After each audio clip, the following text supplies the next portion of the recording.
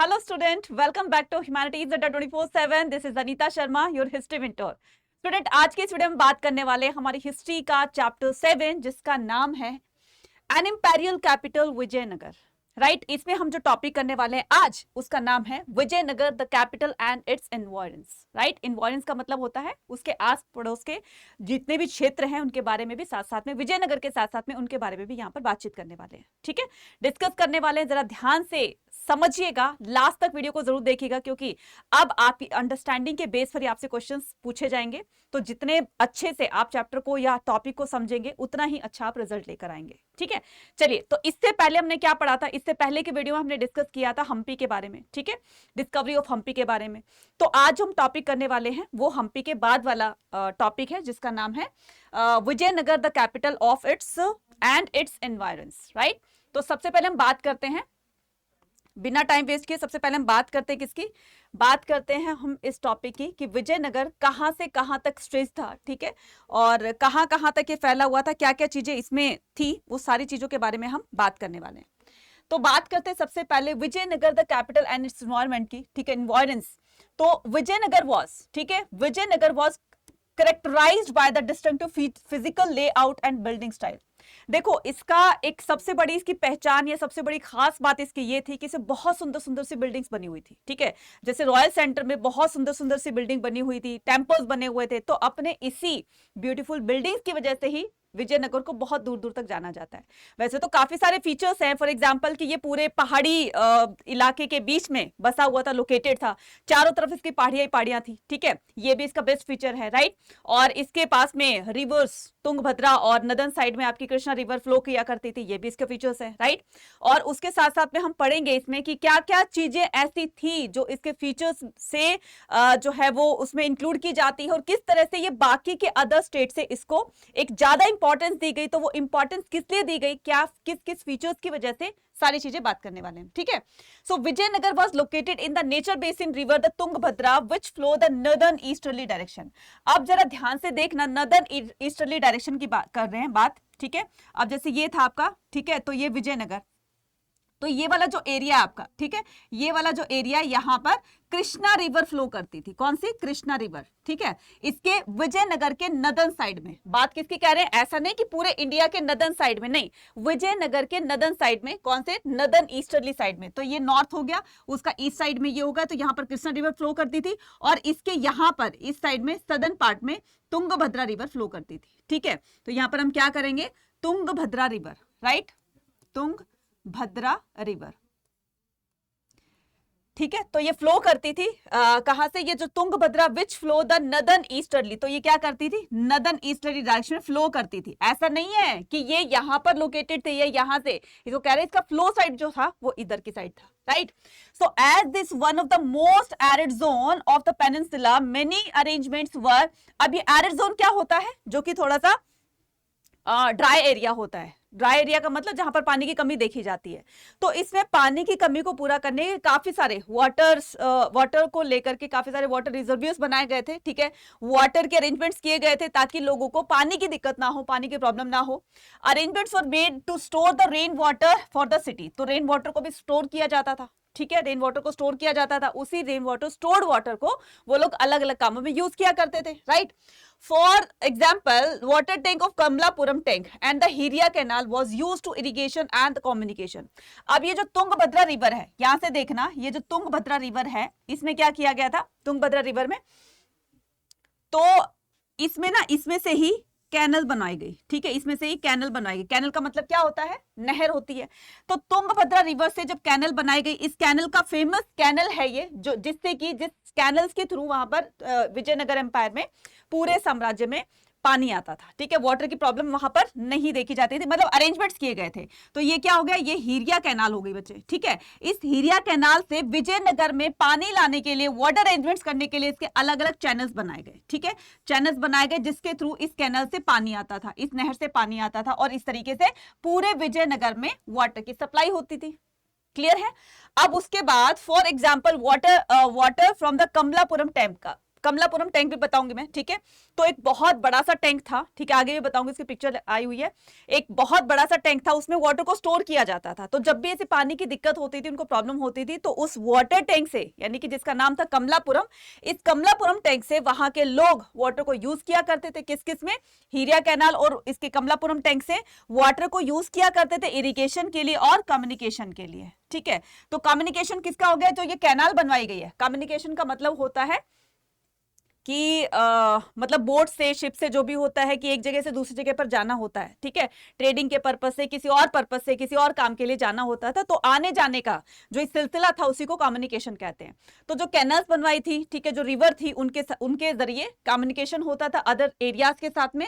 और इसमें जो ये कमलापुरम टैंक था, इससे इरिगेशन और जो है इरिगेशन के काम आया जाता था पानी। इसको अब्दुल रजाक एंड एम्बेसडर, तो एक पर्शियन एम्बेसडर था, ठीक है, जो विजयनगर एम्पायर में विजिट करने के लिए आता है, जिसका नाम था अब्दुल रजाक। अब्दुल रजाक ने क्या कहा कि ये कहाँ का था? पर्शिया का था। वो the greatly impressed by the fortification of the city. तो जब ये विजयनगर आता है तो विजयनगर के फोर्टिफिकेशन को देखकर, फोर्टिफिकेशन होता है किलेबंदी, ठीक है, विजयनगर की किलेबंदी को देखकर, फोर्टिफिकेशन को देखकर बहुत इंप्रेस होता है, ठीक है। अब कैसे इंप्रेस हुआ, क्या बात, खास बात थी उसके अंदर, जिसके अंदर देख करके, जिसके अंदर ऑब्जर्व करके सारी चीजों को इस तरह से बताया गया कि वो इस फोर्टिफिकेशन से इतना इंप्रेस हुआ कि उसने बताया कि 7 लेन्स, यानी कि अभी मैं आगे बताऊंगी कि विजयनगर एम्पायर को 7 लेन्स के अंदर इस तरीके से बीच में बनाया हुआ था, ठीक है। तो 7 lines of the fort, these encircle city as well as the agriculture hinterland and the forest. तो इसमें क्या क्या बताया गया है? इसमें बताया गया है कि इन 7 लेन्स के अंदर एग्रीकल्चर भी होता था, हिंटरलैंड कहते हैं जहां पर सोल्जर्स वगैरह रहते हैं, ठीक है, सोल्जर्स के रहने का प्लेस होता है, हिंटरलैंड कहलाता है, ठीक है। और उसी के अंदर 7 लाइन्स के अंदर ही क्या था? फॉरेस्ट वगैरह थे, ठीक है। तो अब ये सारी चीजें हम 1 बाय 1 समझने वाले हैं। यहां तक समझ में आ गया? नेक्स्ट हम बात करते हैं, तो थोड़ा सा हम पीछे का बैकग्राउंड लेकर चलते हैं, किसका? हम्पी का, डिस्कवरी ऑफ हम्पी की। हम्पी की डिस्कवरी कब, कहां, कैसे हुई, ये हमने पहले वाली क्लास में बता दिया था। फिर भी थोड़ा सा इसको रिकैप करेंगे। The ruins of the Hampi were brought, क्योंकि हम्पी इसकी कैपिटल थी, ठीक है, और इसको प्रकाशित किया गया, इसको लाइट अप किया गया कब? 1800 में, ठीक है। किसने किया? कर्नल मैकेंजी ने। तो कर्नल मैकेंजी ने सबसे पहले क्या किया? कर्नल मैकेंजी ने सबसे पहले 1800 में हम्पी के बारे में दुनिया को बताया, क्योंकि उनको उसके एविडेंसेस मिले थे। फिर इस पर रिसर्च की गई, रिसर्च करने के बाद पता चला कि ये विजयनगर की कैपिटल थी, ठीक है, और इसमें इतने ब्यूटीफुल बिल्डिंग्स बनी हुई थी, ठीक है, जिसकी वजह से दूर दूर तक इसका नाम फैला हुआ था कि बहुत सुंदर सी बिल्डिंग्स बनी हुई है, बहुत सुंदर सुंदर से टेम्पल्स बने हुए हैं। तो इस पर जब रिसर्च की जाती है तो काफी इंफॉर्मेशन से पता चला कि ये इतनी सुंदर सिटी थी, राइट। इसके बारे में और आगे बताते हैं colonel Mackenzie. Source like the memories, इनको कहां से वो सोर्सेस कलेक्ट करने पड़े। फॉर एग्जाम्पल विरूपाक्ष टेम्पल के जो पृष्ठ होते थे, पंडित वगैरह होते थे जो पूजा पाठ करते हैं, उनके वर्बली कम्युनिकेशन से, मतलब एक तरह से उनके पास जा करके उनके बारे में चीजों का पता लगाना कि विरूपाक्ष टेम्पल किसने बनाया था, कैसे बनाया, इसको स्टैब्लिश करने का आइडिया कैसे आया, इसके पीछे की स्टोरी क्या थी, वो सारी इंफॉर्मेशन कलेक्ट करी, ठीक है। उसके बाद में कि the temple and the shrine Pampa Devi, और जहां विरूपाक्ष टेम्पल में पंपा देवी की श्राइन रखी जाती है, इन्हीं के नाम से बाद में इसका नाम हम्पी पड़ जाता है। सेवरल इंस्क्रिप्शंस, इसके अलावा पंडितों से पूछने के बाद, इसके अलावा वहां के जो लिटरेचर बुक्स थी, ट्रैवलॉग्स थी, या इंस्क्रिप्शंस थे, जो बड़ी बड़ी शिलालेखाओं पर या मंदिर की दीवारों पर कुछ लिखा हुआ था, उनसे काफी सारी इंफॉर्मेशन कलेक्ट करके और तब दुनिया को इसके बारे में बताया। और जो भी उनको लिटरेचर्स मिली जो कि लिखी हुई थी तमिल में, तेलुगु में, कन्नड़ में, तमिल में, संस्कृत में, played an important role for discovery of Hampi. Hampi की डिस्कवरी में इन चीजों ने काफी एक अपना इंपॉर्टेंट रोल प्ले किया। फॉर एग्जाम्पल क्या क्या, किस किस में, कि जो ये पृष्ठ मेमोरीज थी, यानी कि जो पहले जब उस टाइम में जब हम्पी में विरूपाक्ष टेम्पल था, तो सबसे पहले उसमें जब बनाया गया था तो कोई ना कोई तो वहां पर पुजारी रहा होगा, पृष्ठ रहा होगा, तो उन्होंने अपने आने वाले जो भी उनको रिप्लेस किया जिसने भी, तो उनको वो बातें बताई होंगी। फिर उसने अपने आने वाले जो भी थे उनके आगे आगे जो भी सिलसिला, ये जो चेन चल रही थी, तो एक पुजारी ने, एक प्रीस्ट ने जब दूसरे को बताया, दूसरे ने तीसरे को बताया, तो इस तरीके से वो स्टोरी जो है वो कनेक्ट करती चली गई। और यहीं से ही जो उस टाइम में जब कर्नल मैकेंजी ने उस टाइम में जब वो इंफॉर्मेशन कलेक्ट कर रहे थे, तो जब वो पृष्ठ से मिले तो सारी चीजें उनसे जानी। एक तो ये आपका सोर्स हो गया, दूसरा क्या था, दूसरा पंपा देवी के श्राइन्स के बारे में पता लग गया, तीसरा क्या था, इंस्क्रिप्शन से पता चला, ठीक है, इंस्क्रिप्शंस एंड टेम्पल से, उसके बाद फॉरेन ट्रैवलर्स से, ठीक है, जो फॉरेन ट्रैवलर्स वहां पर आते थे उन्होंने अपनी ट्रैवलॉग्स लिखी, तो ट्रैवलॉग्स में भी उन्होंने हम्पी के बारे में, विजयनगर के बारे में काफी कुछ लिखा है, तो ये बुक्स भी उनको मिली।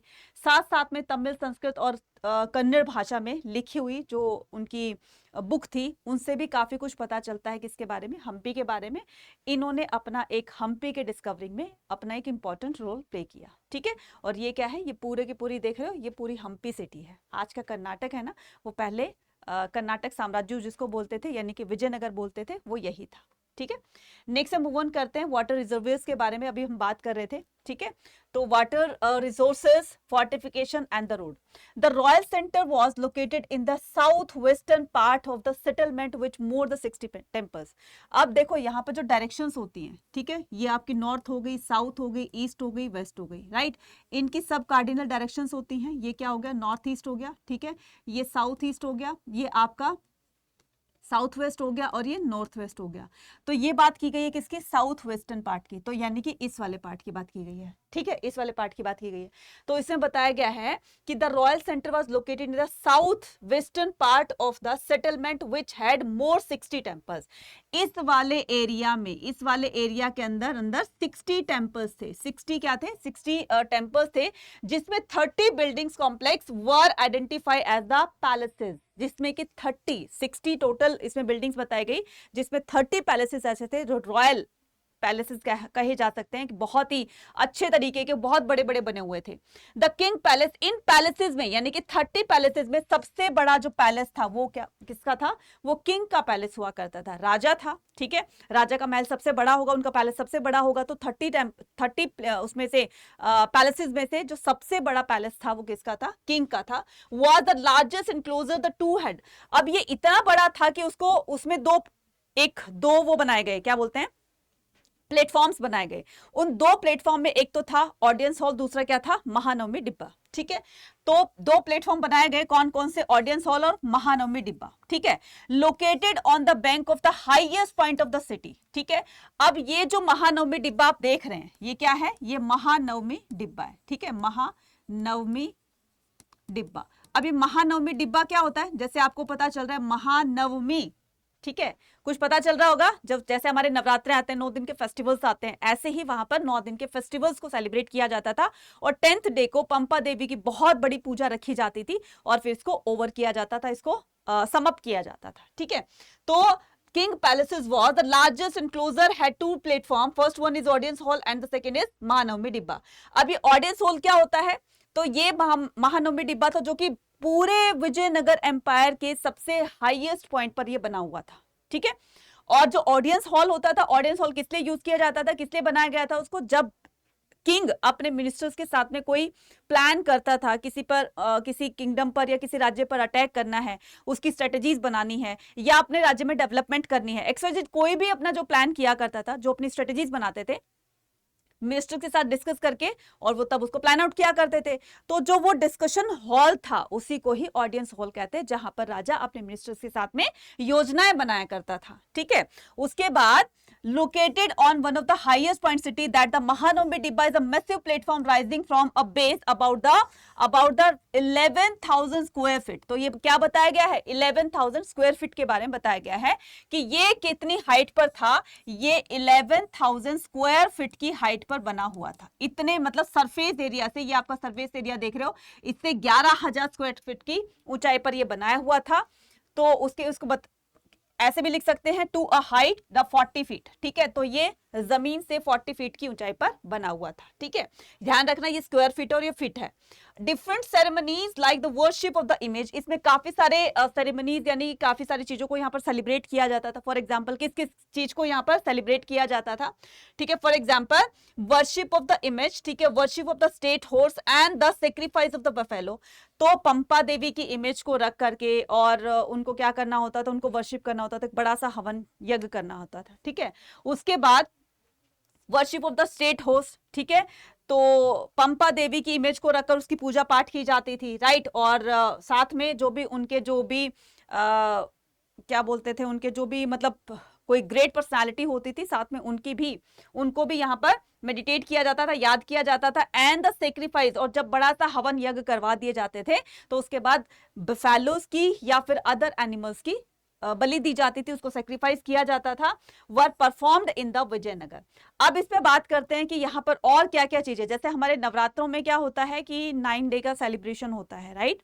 तो 9 डेज के सेलिब्रेशन में फर्स्ट डे, सेकंड डे, इस तरह से नवरात्रे चलते रहते हैं, ठीक है। 10वें दिन दशमी होती है, जिसमें इस तरीके की काफी सारी एक्टिविटीज होती हैं, यहाँ पर समअप किया जाता है। ऐसे ही 10th डे को पंपा देवी की मूर्ति, बहुत बड़ी सी मूर्ति को रख करके उसके सामने जो भी एक्टिविटीज होती थी, रिचुअल जो भी उनकी, फॉर एग्जाम्पल की लास्ट डे को समअप करने के लिए, या 9 दिन का सेलिब्रेशन जो होता था, नाच गाना बजाना, परफॉर्मेंस देना, ठीक है, जैसे कुश्ती वगैरह होना, ठीक है, एनिमल्स की भी जो भी फाइटिंग होती है, जैसे उनके एंटरटेनमेंट के अलग अलग वो होते थे, रिसोर्सेज होते थे, जिनको वो इस महानवमी डिब्बा पर कौन बैठते थे, रॉयल फैमिली बैठती थी, राजा बैठते थे और उनकी फैमिली बैठती थी, और नीचे सारी एक्टिविटीज हुआ करती थी। फॉर एग्जांपल कि किसी मान लीजिए कुश्ती करवा दी, ठीक है, या फिर कोई और टास्क रख दिया, तो वो यहाँ पर बीच में सब लोग इसको देखते रहते थे, चारों तरफ लोग खड़े रहते थे, जैसे आपने मूवीज वगैरह में भी देखा होगा, इस तरह की एक्टिविटीज होती थी, राइट।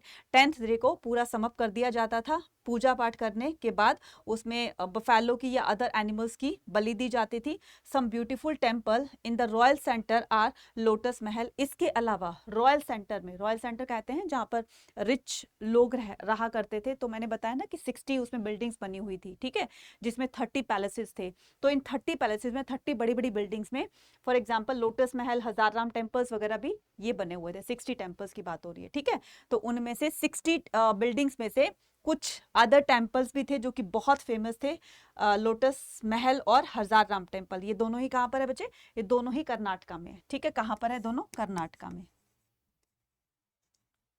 ठीक है, कर्नाटका में, राइट। चलिए अब चलते हैं आगे, रॉयल सेंटर में बात करते हैं। The temple building in this region a long history. तो ये जो भी टेम्पल बनाए गए थे, इनकी अपनी एक बहुत बड़ी हिस्ट्री, बहुत लंबी हिस्ट्री कहानी है इसकी। पल्वास, चालुक्यास, होयसाल, ठीक है, Cholas are all the rulers encourage the temple building.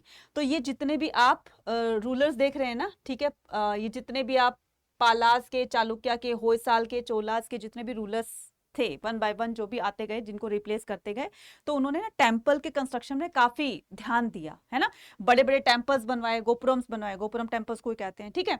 तो उन टेम्पल्स को देखकर उनकी एक ताकत का अंदाजा लगाया जा सकता था कि वो कितना पावरफुल होगा, जिसके पास इतना बड़ा टेम्पल बनवाने की एक कैपेबिलिटी होगी, ठीक है, तो उसके पास कितनी पावर होगी, ठीक है। तो उसका नाम इस तरीके से दूर दूर तक फैलता था कि कितना सुंदर, कितना ब्यूटीफुल, कितना बड़ा, कितना एक डेकोरेटेड टेम्पल बनाया है, तो उस राजा के पास कितना पैसा होगा और वो कितना ताकतवर होगा। तो कुछ अपने फायदे के लिए भी ये लोग बनवाते थे, ठीक है। So Hoysala, Cholas, all the rulers encourage temple building. Temples were developed as the religion. जो टेम्पल होते थे बच्चे, उसमें काफी सारे एक्टिविटीज हुआ करती थी। फॉर एग्जाम्पल कि यहाँ पर रिलीजियस एक्टिविटीज तो हुआ ही करती थी। टेम्पल में मेन डिटीज होती थी, लॉर्ड शिवा, ठीक है, पंपा देवी को वर्शिप किया जाता था, ठीक है। उसके बाद में सोशल एक्टिविटी, लोग आपस में एक दूसरे से मिलेंगे जब टेम्पल जाते हैं, तो ऐसा नहीं कि अकेले ही जाते हैं, तो कुछ और पहले गए होंगे, कुछ और बाद में आ रहे होंगे, राइट। तो इस तरीके से लोग क्या करते थे, एक दूसरे से मिलते थे और सोशल नेटवर्क यहाँ से बढ़ता था। Culture and economic learning centre, ठीक है, तो कल्चर एक्टिविटीज भी हुआ करती थी, इकोनॉमिक एक्टिविटीज भी, कोई सेल परचेज। अब मान लो टेम्पल के आसपास में कोई भी फूल माला लेकर बैठ गया, ठीक है, अब वो उनको गार्लैंड को सेल करेगा, उनकी इनकम होगी, राइट। और इसके अलावा जैसे बहुत सारे टॉय शॉप होती हैं, तो आसपास में टॉय शॉप लग गई हैं, ठीक है, डेकोरेशन का सामान होता है या प्रसाद वगैरह का सामान होता है। तो जो टेम्पल था ना, वो काफी सारी, ऐसा नहीं था कि सिर्फ वहां पर वर्शिप प्लेस ही बनाया गया था, तो इससे काफी सारी एक्टिविटीज से भी ये कनेक्ट हुआ करता था, और ये लर्निंग सेंटर भी था। थोड़ी बहुत यहाँ पर बच्चों को पढ़ाई वगैरह भी करवा दी जाती थी। Shrine of the Virupaksha, shrine of the Virupaksha and Pampa Devi were very significant centre. अब यहाँ पर मूर्ति बताई गई है किसकी, विरूपाक्ष टेम्पल है भगवान शिव की, और पंपा देवी की, ठीक है। उनका जो एक स्केयर्ड सेंटर का मतलब होता है होली सेंटर, यानी कि पवित्र स्थान, ठीक है। तो इसको जो है एक पवित्र स्थान के रूप में माना जाता है, और लोग यहाँ पर उनके एज अ डिवोटीज, उनको डिवोट करने के लिए, उनके डिवोशन के लिए आते थे, अपनी भक्ति भावना को शो करने के लिए आते थे। तो the Vijayanagar king claim the rule to rule on the behalf of the god Virupaksha. ये जो विजयनगर के किंग होते थे ना, ये कहते थे कि हमको डायरेक्ट भगवान ने तुम्हारी हेल्प के लिए भेजा है, तो एक तरह से ना इस टाइम हम ही तुम्हारे भगवान हैं, तो भगवान ने जैसे हमें ऑर्डर किया हम वैसे तुम्हें ऑर्डर करते हैं, तो तुम्हें हमारे ऑर्डर को फॉलो करना चाहिए, ओबे करना चाहिए, right.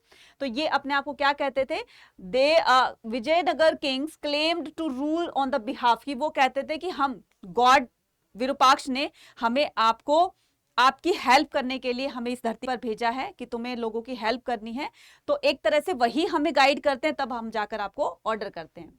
So they also indicate their close link by the using the Hindu Suratra, तो वो कहते हैं कि हमारे बहुत ही क्लोज लिंक हैं, तो they also indicate their the close link by using the title of the Hindu Suratra. Hindu Suratra का मतलब होता है हिंदू सुल्तान, ठीक है।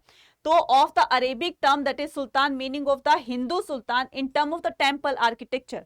तो एक तरह से कहते थे कि हिंदू सुल्तान, सुल्तान का क्या मतलब होता है, जो सुप्रीम अथॉरिटी होती है, ठीक है, भगवान के बाद हम ही हैं, राजा ही हैं, और इस तरीके से जो राजा के मतलब बात को या उसके किसी भी काम को डिनाई करता है, तो एक तरह से वो भगवान को मना कर रहा है, और ये ऐसा करना एक तरह से पाप समझा जाता था।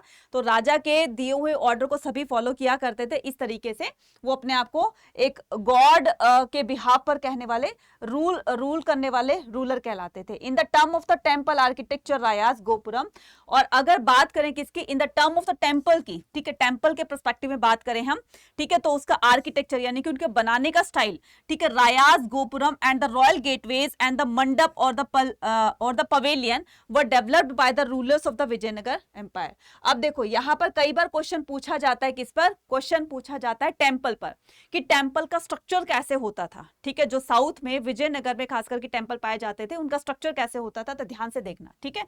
मान लो ये टेम्पल है, ठीक है, ये टेम्पल है, या फिर एक अलग से बना देते हैं कि ये आपका टेम्पल है, ठीक है। टेम्पल का जो एंट्रेंस गेट होता है ना, ठीक है, टेम्पल गोपुरम, तो एंट्रेंस गेट होता है, तो इस एंट्रेंस गेट को क्या बोलते हैं, गोपुरम बोलते हैं। क्या बोलते हैं बच्चे, गोपुरम बोलते हैं, ठीक है, क्या बोलते हैं, गोपुरम। जैसे हमने इस गोपुरम को क्रॉस किया तो यहाँ पर एक बड़ा सा हॉल आता है, ठीक है, यहाँ पर एक बड़ा सा हॉल आता है, इस हॉल को क्या बोलेंगे, इस हॉल को बोलेंगे मंडप। क्या बोलेंगे, मंडप बोलेंगे, ठीक है। जैसे हमने गोपुरम में एंटर कर लिया, टेम्पल में हमने एंटर कर लिया, ठीक है, एंट्रेंस गेट से, तो एंट्रेंस गेट को क्या बोलेंगे, गोपुरम बोलेंगे। उसके बाद एंट्रेंस गेट को क्रॉस किया तो यहाँ पर बड़ा सा एक हॉल आएगा, जहाँ पर हॉल आता है, जहाँ पर नाचना गाना बजाना शादी ब्याह होते रहते हैं, ठीक है, तो वहां उसको क्या बोलेंगे, मंडप बोलेंगे, ठीक है। जहाँ पर विजिटर्स भी भजन कीर्तन भी करते हैं, थोड़ा सा रेस्ट भी करते हैं, भगवान का ध्यान लगाते हैं, ठीक है, तो ये मंडप होता है। मंडप को क्रॉस करने के बाद यहाँ पर एक छोटा सा रूम आएगा, उस छोटे से रूम में भगवान की मूर्तियां रखी होती है, मतलब छोटा सा रूम है, उसमें भगवान, मेन जो भगवान की मूर्तियां हैं वो वहां पर स्थापित हो रखी होती है, वहां पर डिवोटीज जाते हैं, उनको वर्शिप करते हैं। तो इस मेन जो रूम को क्या कहते हैं, गर्भगृह, इसको क्या बोलेंगे, गर्भगृह, ठीक है, गर्भगृह बोलेंगे इसको, राइट। और जब गर्भगृह यानी कि ये यहां तक तो हम पहुंच गए हैं, ठीक है, अब उसके बाद जो ऊपर आप ये चोटी सी देखते हो ना, इसको क्या बोलेंगे, इसको बोलते हैं शिखर।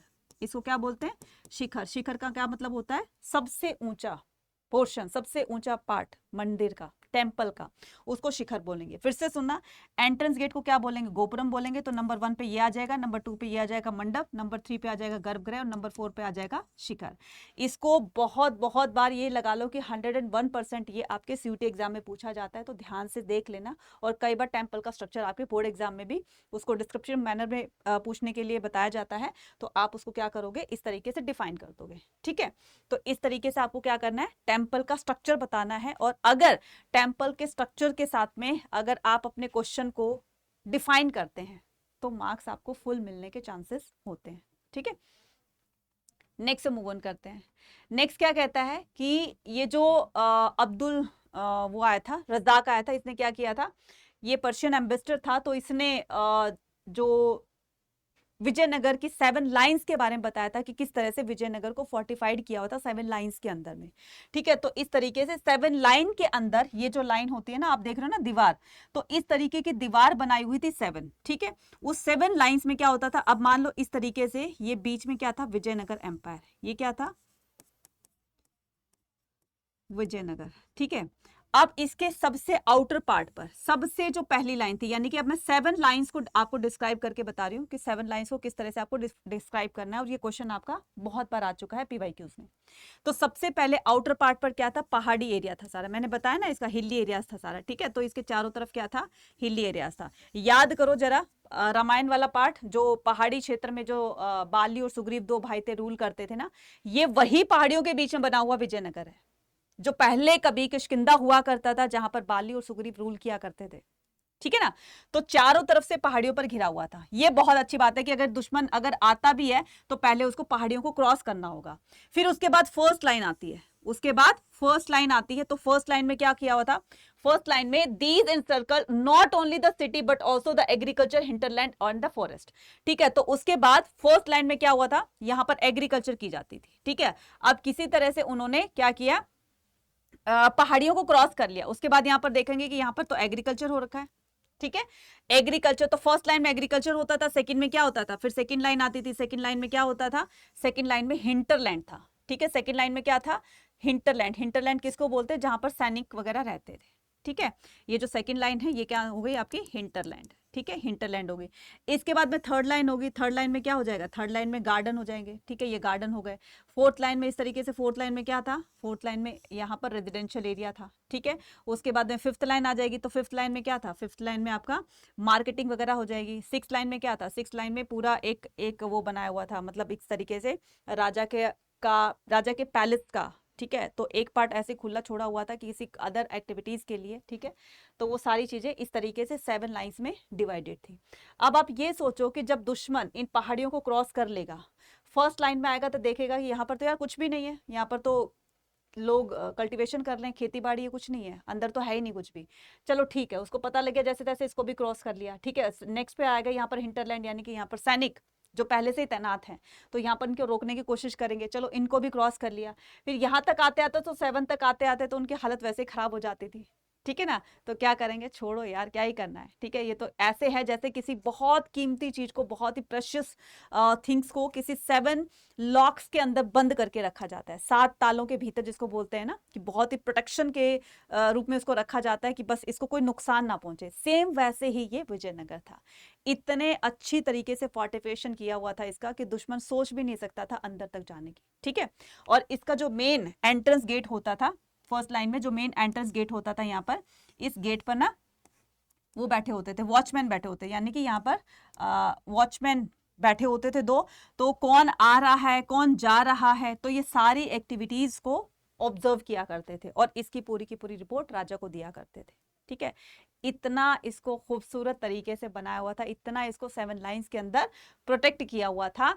This encircle not only but also the agriculture, hinterland and the forest, ठीक है। तो साथ में क्या आएगा, जंगल भी था, ठीक है, फॉरेस्ट एरिया भी था।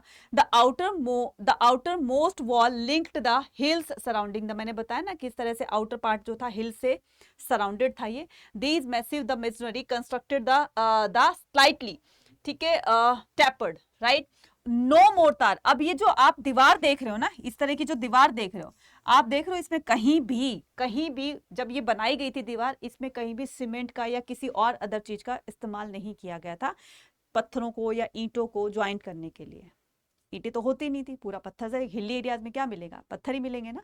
तो ये दीवार देख रहे हो ना, ये दीवार ऐसे बनाई गई थी, इतनी मजबूती से बनाई गई थी कि इसमें सरप्राइजिंग बात यह है इसमें कि इसमें किसी तरह की सीमेंट का यूज नहीं किया गया था, किसी अदर मोर्टार्स को यूज नहीं किया गया था। मोर्टार होता है कि एक दूसरी चीजों को ज्वाइंट करने के लिए जो पेस्ट यूज किया जाता है उसको मोर्टार बोलते हैं, ठीक है। तो no mortar or the cementing agent was employed the everywhere in the construction, ठीक है। तो कोई भी इसमें यूज नहीं किया गया था और ये 7 लाइन इसी तरीके की बनी हुई थी, इतनी मजबूत बनी हुई थी कि हिल भी नहीं सकती थी, कि किस तरह से एक पत्थर से दूसरे पत्थर को अटैच किया गया था और उसी अटैचमेंट के साथ में इतनी बड़ी बड़ी दीवार कंस्ट्रक्ट की गई थी, बनाई गई थी। And the inner portion of the wall was earth packed with the roubles, और जो इसका इनर पार्ट होता था, इसका इनर पार्ट होता है, तो रूबल आपने नाम सुना है, कितना प्रेशियस स्टोन होता है, ठीक है। इसके इनर पार्ट में उस तरह की चीजें लगाई गई थी। Earth packed with the rubble, square and the rectangle, the bastions project outwards, ठीक है। तो इसके मतलब इस कंस्ट्रक्शन को समझना बहुत ही मुश्किल था कि ये मेजन ने बनाई होगी तो किस तरह से बनाई होगी, ठीक है। आज भी ये एज इट इज क्वेश्चन बना हुआ, इस पर रिसर्च चल रही है तो बहुत जल्दी पता भी चल जाएगा, लेकिन आज तक ये पता ही नहीं चला कि किस तरह से मेजन ने इसको कंस्ट्रक्ट किया होगा। इतनी बड़ी बड़ी, क्या उस टाइम में कोई क्रेन वगैरह होती थी कि इतनी ऊंची ऊंची दीवारें या इतने बड़े बड़े टेम्पल जो बनाए गए थे ऊपर तक सामान पहुंचाने के लिए क्या यूज करते थे, कौन से टूल यूज करते थे, स्टोन कटिंग के लिए क्या वो ऐसा मशीन या कोई ऐसा टूल यूज करते थे जिसकी वजह से पत्थर को काट दिया करते थे। आज तक पता नहीं चला है, बट जल्दी पता चल जाएगा, ठीक है। उसके बाद हम क्या करने वाले, अर्बन कोर के बारे में पढ़ने वाले हैं। Moving along the road leading into the urban core, ठीक है। So there is a relatively little archaeological evidence of the houses of the ordinary people, right. So moving, अब देखो हमें इससे विजयनगर में हमने देखा कि बहुत सुंदर सुंदर सी बिल्डिंग बनी है, 60 टेम्पल जो हमने रॉयल सेंटर्स में पढ़े। इसमें इसके अलावा 30 बिल्डिंग्स ऐसी थी, पैलेसेस ऐसे थे जो कि एक से एक बढ़कर बनाए हुए थे, और सबसे बड़ा पैलेस जो था वो राजा का था। ऑर्डिनरी, अगर मैं हाउस की बात करूं, ऑर्डिनरी पीपल के हाउसेस की बात करूं, तो उसमें बताया गया कि moving along the road leading the urban core there is the relatively little archaeological evidence. तो उसके भी नॉर्मल जो इंसान जिस घरों में रहते थे उनके भी कहीं कहीं एविडेंसेस मिले। द नॉर्थ ईस्टर्न कौन सा एरिया हो गया आपका, नॉर्थ ईस्टर्न वाला एरिया हो गया ये वाला, ठीक है। तो north eastern areas eastern corners the urban core that suggested these areas may have been occupied by the rich traders. अब ये जो नॉर्दर्न ईस्टर्न एरिया है, ठीक है, तो यहाँ पर जो अदर ट्रेडर्स थे, ठीक है, जो बाहर से जैसे चाइना से या अदर स्टेट से जो आए हुए थे, तो इनके धीरे धीरे इन ट्रेडर्स का यहाँ पर आना जाना स्टार्ट हो गया, ठीक है, आना जाना स्टार्ट हो गया। This was also the Muslim residential quarter. तो यहाँ पर ना मुस्लिम रेजिडेंशियल क्वार्टर भी बनाए गए। तो ये जो नॉर्मल पीपल के जो हाउसेज हैं, इन्हीं में जो है मुस्लिम रेजिडेंशियल क्वार्टर भी पाए गए। Tombs and mosque located have been the distinctive. अब ऐसा नहीं था कि सारे हिंदुओं के स्ट्रक्चर स्टाइल में बने हुए थे, कि सारे जो भी घरों का स्टाइल होता था या जो भी टेम्पल का स्टाइल होता था उसमें सारे हिंदुओं का ही स्टाइल था, ऐसा नहीं था। तो उसमें कुछ टॉम वगैरह को भी मिक्स किया गया था, टॉमिंग स्टाइल को, मतलब मुस्लिम जो स्टाइल होते हैं ना मॉस्क के, तो उनको भी इंक्लूड किया हुआ था। Tomb and mosque located have here have the distinctive features, yet their architecture resemble that the mandap was found the temple of the Hampi। जो ये मंडप बनाया गया था ना, उसके ऊपर एक तरह से वो बनाया हुआ था, गुम्बद बनाया हुआ था। तो यहाँ पर टॉम बनाया हुआ था इस तरीके से कि दोनों का, उसके बिल्डिंग्स को देखकर ऐसा लगता था कि ये इंडो इस्लामिक का दोनों का मिक्सचर है, ठीक है। तो इस तरीके से वहां पर बिल्डिंग्स बनाई हुई थी। कहां पर पाई गई है, हम्पी के टेम्पल्स में इस तरह का आर्किटेक्चर स्टाइल देखा गया। क्लियर है? आई होप यहाँ पर सभी चीजें आपको समझ में आ गई होगी यहाँ तक, ठीक है। समझ में आ गई होगी तो फटाफट से कमेंट सेक्शन में लिखकर बताना। अभी तक हमने क्या पढ़ा, अभी तक हमने विजयनगर के ज्योग्राफिकल स्ट्रक्चर्स के बारे में पढ़ा, ठीक है, कहाँ से कहाँ तक ये फैला हुआ है। नदर्न साइड में तो इसमें कृष्णा रिवर फ्लो करती है, साउथ साइड में हमारी तुंगभद्रा रिवर फ्लो करती है, ठीक है। उसके बीच का एरिया रायचूर दोआब, जो हमने कल इसमें पढ़ा था कि रायचूर दोआब का एरिया ऐसा था जो कि रिवर वाटर से उसको बहुत ज़्यादा फर्टाइल किया गया था, मतलब उसकी फर्टिलिटी सॉइल की बहुत ज़्यादा इंक्रीज थी, इसलिए वहाँ पर एग्रीकल्चर प्रोडक्शन अच्छा हुआ करता था, ठीक है। अब बाहर के जो एम्बेसडर्स आते हैं वो इस फोर्टिफिकेशन को देख करके, जो विजयनगर का फोर्टिफिकेशन था जिसका नाम अब्दुल रज्जाक था, ठीक है, तो ये पर्शिया का एम्बेसडर था। तो किस तरीके से वो इस फोर्टिफिकेशन को देखकर एकदम हैरान हो जाता है कि इतनी अच्छी तरीके से उसको प्रोटेक्ट किया हुआ है, किलेबंदी की हुई है कि दुश्मन तो वहां तक आने की सोच भी नहीं सकता है, ठीक है। लेकिन फिर बाद में जैसे जैसे कृष्णदेव राय के बाद के जो सक्सेसर आते हैं वो बहुत ही वीक होते हैं, और इस वीकनेस का फायदा उठाते हुए वहां के लोगों ने इसको क्या किया, जो नायक होते थे तो नायक ने ही आर्मी के अंदर रिबेल कर दिया, और वो इस तरीके से अपने जो भी सपोर्टर्स थे, ठीक है, जो उनको टेरिटरीज दी गई थी, अपने सपोर्टर्स को लेकर अपनी टेरिटरीज में एक अलग राज्य बनाते। इस तरह से उनका डिक्लाइन भी हो गया था, और पूरे विजयनगर के बारे में हमने पढ़ा पूरा का पूरा, ठीक है। तो ये सारा आई होप आपको समझ में आ गया होगा। देखो बच्चे, समझना ना एक तरह से ना स्टूडेंट के इंटरेस्ट पर डिपेंड करता है। अगर आपका किसी सब्जेक्ट में इंटरेस्ट होता है तभी जाकर आप चीज़ों को अच्छे से समझ पाते हैं। बोरिंग तरीके से पढ़ेंगे, इंटरेस्ट नहीं है तो कोई फायदा नहीं है, ठीक है, वो सब सर के ऊपर से निकल जाएगा। एक दिन याद रखोगे, 2 दिन याद रखोगे, फिर भूल जाओगे। पढ़ो तो ऐसा पढ़ो जो कि आप कभी भूलो ही ना, ठीक है। प्रिपरेशन करो तो ऐसी करो कि आपके आने वाले 2 बड़े एग्जाम, सीयूटी प्लस आपका बोर्ड एग्जाम, दोनों में ही आप अच्छा स्कोर कर सको।